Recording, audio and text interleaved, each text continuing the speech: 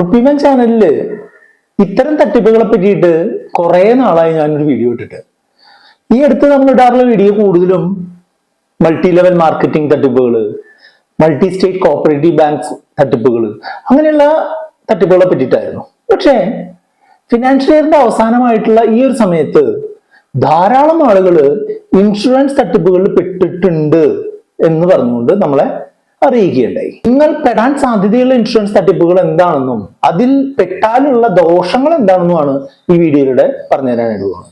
ഞാൻ സുബീഷാണ്. റുപ്പിമംഗ് എന്ന് പറഞ്ഞ യൂട്യൂബ് ചാനലിലൂടെയും ആസ്ക് റുപ്പിമംഗ് എന്ന് പറഞ്ഞ വാട്സ്ആപ്പ് സർവീസിലൂടെയും പേഴ്സണൽ ഫിനാൻസുമായി ബന്ധപ്പെട്ട കാര്യങ്ങൾ പറഞ്ഞു തരുന്നത് ഞാനാണ്. പ്രധാനമായിട്ടും രണ്ട് തരത്തിലുള്ള ഇൻഷുറൻസ് പ്രോഡക്റ്റുകളാണ് നിങ്ങളെ അന്വേഷിച്ച് എത്തുക. അതിപ്പോ നിങ്ങളുടെ സുഹൃത്തുക്കളുടെ രൂപത്തിലാവാം, നിങ്ങളുടെ ബന്ധുക്കളുടെ രൂപത്തിലാവാം. ഇൻഷുറൻസ് ഏജന്റുമാര് അത്തരം ആളുകൾ ഉണ്ട് എന്നുണ്ടെങ്കിൽ നിങ്ങളെ അന്വേഷിച്ച് വരാം. അതല്ലാന്നുണ്ടെങ്കിൽ പത്രമാധ്യമങ്ങളിൽ ഈയിടെയായിട്ട് ധാരാളം അഡ്വർടൈസ്മെന്റുകൾ ഫിക്സഡ് മെച്യൂരിറ്റി പ്ലാനുകളെയും യൂണിറ്റ് ലിങ്ക്ഡ് ഇൻഷുറൻസ് പ്ലാനുകളെയും മണി ബാക്ക് പ്ലാനുകളെയും ഒക്കെ പറ്റി വരുന്നുണ്ട്. അതുപോലെ സോഷ്യൽ മീഡിയ തുറന്നാലും ധാരാളം വീഡിയോകളും ധാരാളം പരസ്യങ്ങളും കാണുന്നുണ്ട്. നിങ്ങൾ ഇത്തരം പോളിസികൾ എടുക്കുന്നതിന് മുൻപായിട്ട് നിങ്ങൾ രണ്ടു വട്ടം ചിന്തിക്കും. നിങ്ങൾ രണ്ടു വട്ടം ചിന്തിച്ചതിന് ശേഷം വീണ്ടും നിങ്ങൾക്ക് തോന്നുകയാണ് ഈ പോളിസി നിങ്ങൾക്ക് യോജിക്കുന്നതാണെന്നുണ്ടെങ്കിൽ നിങ്ങൾ തീർച്ചയായിട്ടും പോളിസി എടുക്കണം. മനസ്സിലായില്ലേ? അതായത് നിങ്ങളുടെയൊക്കെ ആവശ്യത്തിനും നിങ്ങളുടെയൊക്കെ എക്സ്പെക്ടേഷനും അനുസരിച്ചുള്ള ഒരു പോളിസിയാണ് ഇത് എന്നുണ്ടെങ്കിൽ നിങ്ങൾ തീർച്ചയായിട്ടും പോളിസി എടുത്ത് മതിയാവും. മനസ്സിലായില്ലേ? അല്ലാതെ ആരും ഇത് എടുക്കരുത് എന്നല്ല പറയുന്നത്. നിങ്ങളുടെ പണമാണ്, നിങ്ങളുടെ തീരുമാനവുമായിട്ട് നിങ്ങൾക്ക്. ഒരു ഇൻഷുറൻസ് പ്രോഡക്റ്റിന്റെ ഏറ്റവും ബേസിക് ആയിട്ടുള്ള ഫോം എന്ന് പറഞ്ഞിട്ടുണ്ടെന്നുണ്ടെങ്കിൽ ടേം ഇൻഷുറൻസുകളാണ് എന്നുള്ളത് ഞാൻ പലപ്പോഴും പറഞ്ഞിട്ടുണ്ട്. വളരെ ചെറിയൊരു പ്രീമിയം കൊടുത്തുകൊണ്ട് നമ്മളുടെ ലൈഫിന് എന്തെങ്കിലും സംഭവിച്ചു കഴിഞ്ഞാൽ നമ്മളുടെ നോമിനിക്ക് വലിയൊരു തുക കിട്ടുന്നതിനായിട്ടുള്ള ഇൻഷുറൻസുകളാണ് ടേം ലൈഫ് ഇൻഷുറൻസ്. ഒരു ചെറിയ പ്രായത്തിലുള്ള ഒരാൾക്കൊക്കെ ആണെന്നുണ്ടെങ്കിൽ, ഒരു 25 വയസ്സൊക്കെ ആയിട്ടുള്ള ആൾക്കൊക്കെ ആണെന്നുണ്ടെങ്കിൽ 1 കോടി രൂപയുടെ കവറേജിന് 10,000 രൂപയിൽ താഴെ മാത്രം പ്രീമിയം അടയ്ക്കേണ്ടി വരുള്ളൂ എന്നുള്ളതാണ് ഇപ്പോഴത്തെ കണക്കുകൾ. അങ്ങനെയുള്ള ഒരു സിറ്റുവേഷനിലാണ് ഇൻഷുറൻസുകൾ ഏറ്റവും ബെനിഫിഷ്യൽ ആവുന്നത്. ചെറിയ തുക അടയ്ക്കുക, നമ്മളുടെ റിസ്കിനനുസരിച്ചുള്ള തുക അടയ്ക്കുക, നമുക്ക് അതിൽ നിന്ന് കവറേജ് കിട്ടുക, അതാണ്. പക്ഷേ അത്തരം പ്രോഡക്റ്റുകൾ ഇൻഷുറൻസ് കമ്പനികൾക്കോ ഇൻഷുറൻസ് ചേർത്തുന്ന ഏജന്റുമാർക്കോ അത്ര ബെനിഫിഷ്യൽ അല്ലാത്തത് കൊണ്ട് ഇത്തരം പോളിസികൾ ആരും തന്നെ കാര്യമായിട്ട് പ്രൊമോട്ട് ചെയ്യാറില്ല.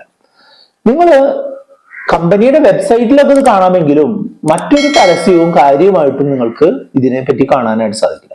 നിങ്ങളുടെ ഇൻഷുറൻസ് ഏജന്റിനോട് ടേം ഇൻഷുറൻസ് പോളിസിയെ പറ്റി ചോദിച്ചു കഴിഞ്ഞാൽ അവര് അത് അത്ര നല്ല സംഗതിയല്ല, അതിൽ നിന്ന് പൈസ തിരികെ കിട്ടില്ല, അതുകൊണ്ട് അതിൽ ചേരണ്ടെന്നേ പറയുള്ളൂ. പൈസ തിരികെ കിട്ടുക എന്നുള്ളത് ആവരുത് ഒരിക്കലും ഇൻഷുറൻസ് കമ്പനികളുടെ പോളിസികളിൽ ചേരുന്നതിനുള്ള ക്രൈറ്റീരിയ. ഇൻഷുറൻസ് കവറേജിന് വേണ്ടിയാണ് നമ്മൾ ചെയ്യേണ്ടത്. അതായത് ഇപ്പോൾ നിങ്ങളൊരു കാറിന് വേണ്ടിയിട്ടുള്ള ഇൻഷുറൻസ് എടുക്കുമ്പോൾ നിങ്ങൾ അതിൽ 1 വർഷം കഴിഞ്ഞാൽ പൈസ തിരികെ കിട്ടുമെന്ന് പ്രതീക്ഷിച്ചിട്ടാണോ നിങ്ങൾ അതിന് പൈസ കൊടുക്കുന്നത്? അതല്ല അല്ലേ? നമ്മുടെ കാറിന് എന്തെങ്കിലും സംഭവിച്ചു കഴിഞ്ഞാൽ നമ്മളുടെ കയ്യിൽ നിന്ന് അതിനുള്ള പൈസ പോവാതിരിക്കാനായിട്ട്. അതുപോലെ തന്നെ നമ്മളുടെ ജീവിതത്തിന് എന്തെങ്കിലും സംഭവിച്ചു കഴിഞ്ഞാൽ നമ്മുടെ നോമിനിയുടെ അടുത്തേക്ക് നമ്മളുടെ കുടുംബത്തിന് ആവശ്യമായിട്ടുള്ള പണം ലഭിക്കുന്നതിനായിട്ടാണ് ടേം ഇൻഷുറൻസ് ഉപയോഗിക്കുന്നത്. അപ്പോ എവിടെയാണ് ഇൻഷുറൻസ് തട്ടിപ്പുകൾ നടക്കുന്നതെന്ന് ചോദിച്ചു കഴിഞ്ഞാൽ നിങ്ങളൊരു ബാങ്കിലേക്ക് ഒരു ഫിക്സഡ് ഡെപ്പോസിറ്റ് ഇടാനോ അല്ലെങ്കിൽ മറ്റെന്തെങ്കിലും കാര്യത്തിനൊക്കെ ആയിട്ട് ഈ ജനുവരി മുതൽ മാർച്ച് വരെയുള്ള സമയത്തേക്ക് ചെന്ന് കഴിഞ്ഞാൽ നിങ്ങളുടെ തീർച്ചയായിട്ടും നിങ്ങളുടെ ബാങ്ക് മാനേജറോ അല്ലെങ്കിൽ റിലേഷൻഷിപ്പ് മാനേജർ എന്ന് പറയുന്ന ആളോ യൂണിറ്റ് ലിങ്ക്ഡ് ഇൻഷുറൻസ് പോളിസികളെ പറ്റിയിട്ടോ ഫിക്സഡ് മെച്യൂരിറ്റി പ്ലാനുകളെ പറ്റിയിട്ടോ ഒക്കെ നിങ്ങളോട് പറഞ്ഞു തരും. അത് ഫിക്സഡ് ഡെപ്പോസിറ്റ് ഇടാൻ വന്നിട്ടുള്ള ആളാണെങ്കിൽ പറയും, സാർ ഈ പൈസ നമ്മുടെ ഇൻഷുറൻസ് പ്രോഡക്റ്റിൽ ഇട്ട് കഴിഞ്ഞാൽ നിങ്ങൾക്ക് FD-യേക്കാൾ ഇരട്ടി പൈസ ലാഭം കിട്ടും, അല്ലെങ്കിൽ ഇത് മാർക്കറ്റ് കൂടുന്നതിനനുസരിച്ച് കൂടും, അതാണ് ഇതാണെന്നൊക്കെ പറയും. പക്ഷേ അതിന്റെ ഒരു പ്രശ്നമുള്ളത് 3 തരത്തിലുള്ള പ്രശ്നങ്ങളാണുള്ളത്. ഒന്ന്, അതിൽ നിന്ന് കിട്ടുന്ന റിട്ടേൺ എന്ന് പറഞ്ഞിട്ടുണ്ടെങ്കിൽ ഫിക്സഡ് ഡെപ്പോസിറ്റുമായിട്ട് കാര്യമായിട്ടുള്ള ഒരു വ്യത്യാസമൊന്നും ഉണ്ടാവുന്നതായിട്ട് മുൻകാലങ്ങളിൽ കണ്ടിട്ടില്ല. രണ്ടാമത്തെ പ്രശ്നം എന്താണെന്ന് വെച്ചാൽ നമ്മൾക്ക് 1 വർഷം അടച്ചു കഴിഞ്ഞാൽ അത് നിർത്തി കഴിഞ്ഞാൽ നമ്മൾക്ക് പ്രത്യേകിച്ച് യാതൊന്നും കിട്ടില്ല, യാതൊരു ബെനിഫിറ്റും കിട്ടില്ല എന്നുള്ളത് മാത്രമല്ല, നമ്മൾ അടച്ച പൈസ പോലും കിട്ടില്ല. മിനിമം 3 വർഷമൊക്കെ അല്ലെങ്കിൽ ചിലതിൽ 5 വർഷമൊക്കെ അടയ്ക്കേണ്ടതായിട്ട് വരും. അതല്ലാന്നുണ്ടെങ്കിൽ നമ്മൾക്ക് ഒരു പൈസ പോലും തിരികെ കിട്ടില്ല. അത് ഒരു ലോങ് ടേം കമ്മിറ്റ്മെന്റ് അതിൽ വരുന്നുണ്ട് എന്നുള്ളതാണ്. മൂന്നാമത്തേത്, ഇതുമായിട്ട് ബന്ധപ്പെട്ടിട്ടുള്ള ചാർജുകൾ വളരെ കൂടുതലാണ് എന്നുള്ളതാണ്. അതായത് mortality charge, policy allocation charge, maintenance charge, അങ്ങനെയുള്ള ചാർജുകളെല്ലാം തന്നെ വളരെ കൂടിയ അളവിലാണ് എന്നുള്ളത്. നമ്മൾ അതിന് ഓൾട്ടർനേറ്റീവ് ആയിട്ട് ആളുകളോട് നമ്മൾ പറഞ്ഞു കൊടുക്കാറുള്ളത് ഇൻഷുറൻസിന് വേണ്ടിയിട്ട് ടേം ഇൻഷുറൻസും ഇൻവെസ്റ്റ്മെന്റിന് വേണ്ടിയിട്ട് മ്യൂച്വൽ ഫണ്ടുകളിലോ സ്റ്റോക്കുകളിലോ നിക്ഷേപിക്കുക എന്നുള്ളതുമാണ്. അപ്പൊ ഇതൊക്കെ അറിയുന്ന ആളുകളെ പോലും ബാങ്ക് മാനേജർമാരും ഇൻഷുറൻസ് ഏജന്റുമാരും കബളിപ്പിക്കാറുണ്ട് എന്നുള്ളതാണ് സത്യം. അവരെ എങ്ങനെ കബളിപ്പിക്കുക എന്ന് വെച്ചാൽ ഈ പോളിസിയിലും ഇക്വിറ്റി ഫണ്ടുകളുണ്ട്, ഡെറ്റ് ഫണ്ടുകളുണ്ട്, ഹൈബ്രിഡ് ഫണ്ടുകളുണ്ട് എന്നുള്ളതൊക്കെ പറയും. അങ്ങനെ പറയുന്നത് സത്യം തന്നെയാണ് എന്നുണ്ടെങ്കിലും നമ്മൾ നേരിട്ട് ഒരു മ്യൂച്വൽ ഫണ്ടിൽ ഇൻവെസ്റ്റ് ചെയ്യുന്നതും ഇത്തരം പോളിസികൾ വഴി ഇൻവെസ്റ്റ് ചെയ്യുന്നതും വളരെ വ്യത്യാസമാണ്. ഏകദേശം ഇരട്ടിയിലധികം ലാഭം നമ്മൾ സ്വന്തമായിട്ട് ഡയറക്റ്റ് ആയിട്ടുള്ള മ്യൂച്വൽ ഫണ്ടുകളിൽ ചെയ്താൽ ഇത്തരം പോളിസികളിലേക്കാൾ കൂടുതൽ കിട്ടും എന്നുള്ളതാണ് സത്യം. അപ്പൊ ഞാൻ മുൻപ് സൂചിപ്പിച്ചതുപോലെ യൂണിറ്റ് ലിങ്ക്ഡ് ഇൻഷുറൻസ് പ്ലാൻ ആയാലും ഫിക്സഡ് മെച്യൂരിറ്റി പ്ലാൻ ആയാലും സാധാരണ ഇൻഷുറൻസ് കമ്പനികളുടെ എൻഡോമെന്റ് മണി ബാക്ക് പ്ലാനുകളൊക്കെ ആയാലും അതിന് കൂടിയ ലോക്ക് ഇൻ പീരീഡ് ആണ് എന്നുള്ളത് വലിയൊരു പ്രശ്നമാണ്. അതിന് നമുക്ക് പൈസ തിരിച്ചെടുക്കാനുള്ള ഒരു കടമ്പകൾ കൂടുതലാണ്, അതായത് ലിക്വിഡിറ്റി ഇല്ല എന്നർത്ഥം. അതുപോലെ ചാർജുകൾ കൂടുതലാണ്. അതേപോലെ തന്നെ നമ്മൾ പ്രീമച്ചുർ ആയിട്ട് പിൻവലിക്കുന്ന സമയത്ത് പെനാൽറ്റികൾ വരാനുള്ള സാധ്യതകളുണ്ട് എന്നുള്ളതൊക്കെയാണ്.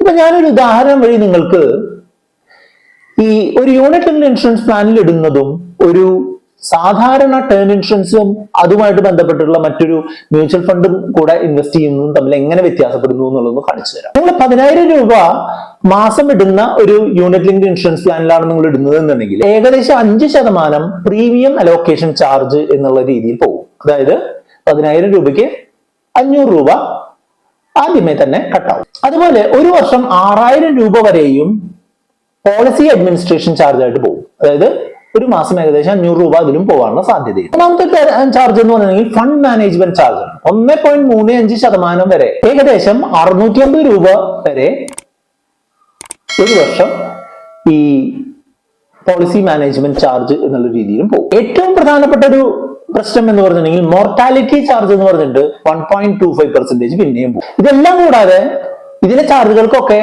ഇതിന്റെ പ്രീമിയത്തിന് 18% GSTയും ഉണ്ട്. നമ്മൾ ഈ 10,000 രൂപ എന്ന് പറഞ്ഞിട്ടുണ്ടെങ്കിൽ 1,20,000 രൂപ ഇൻവെസ്റ്റ് ചെയ്യുന്ന ഒരു യൂണിറ്റ് ലിങ്ക്ഡ് ഇൻഷുറൻസ് പ്ലാനിന് നിങ്ങൾക്ക് കിട്ടുന്ന മാക്സിമം കവറേജ് എന്ന് പറയുന്നത് 12 ലക്ഷമായിരിക്കും. ഇതിൽ നിന്ന് നിങ്ങളോട് പറയുന്ന ബെനിഫിറ്റ് എന്താണെന്ന് വെച്ചാൽ 1.5 ലക്ഷം രൂപ വരെ ഒരു വർഷം ടാക്സിൽ നിന്ന് ഇളവ് കിട്ടും എന്നുള്ളതാണ്. അത് ഒരു ബെനിഫിറ്റ് തന്നെയാണ്. അത് ഒരു ഓൾഡ് ടാക്സ് റെജീമിൽ ടാക്സ് ഫയൽ ചെയ്യുന്ന ആളുകൾക്ക് തീർച്ചയായിട്ടും ഒരു ബെനിഫിറ്റ് തന്നെയാണ് എന്നുണ്ടെങ്കിലും നിങ്ങൾ 10,000 രൂപ ഓരോ മാസം ഇടുമ്പോഴും നിങ്ങൾക്ക് ഏകദേശം ഒരു 1,500-2,000 രൂപയോളം ഒക്കെ ഒരു ചാർജ് ഇനത്തിൽ നഷ്ടം വരാനുള്ള സാധ്യതകളുള്ള പോളിസികൾ വരെയുള്ള കാലമാണ്.